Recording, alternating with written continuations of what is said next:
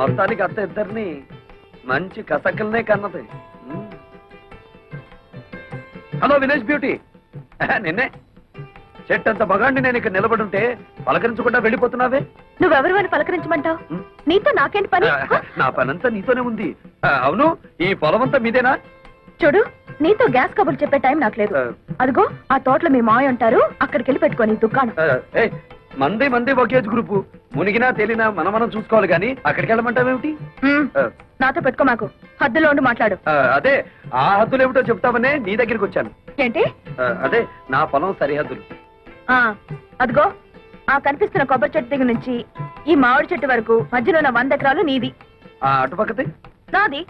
ఇటుపక్కది నీరుది. ఆ ముందుది మా అమ్మది. అంటే మా అత్తగారిది. అటు ఇటు మరదలది, ఎదురుగా అత్తగారిది. అదృష్టం అంటే నీదేరా వెంకటేశ్వరరావు. చెప్పాను అదృష్టమని, అదిగో వెతుక్కుంటూ వచ్చింది. దాంతో పెట్టుకో, మాకు అసలే మంచిది కాదు. పోనీ నీతో పెట్టుకోరా?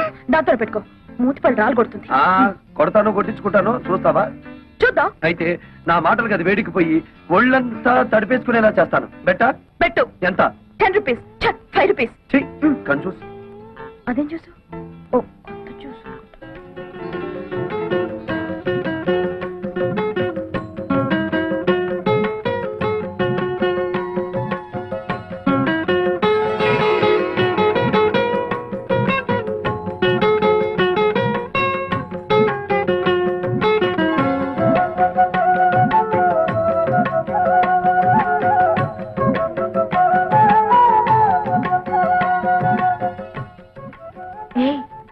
పొగరపోతు పక్కింటి అతను గెలుచుంటాడా, ఓడిపోయి ఉంటాడా?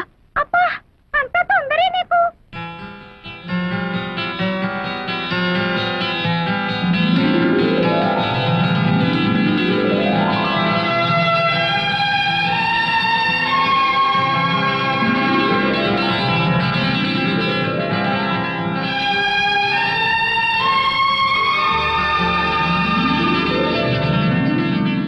ఏంటి అతను ఓడిస్తానని నువ్వు తడిసిపోయొచ్చావు? కొంపదీసి అతను గెలిచాడా? నేను ఓడిపోయాను. సిగ్గు లేకపోతే సరే, అసలేం జరిగింది?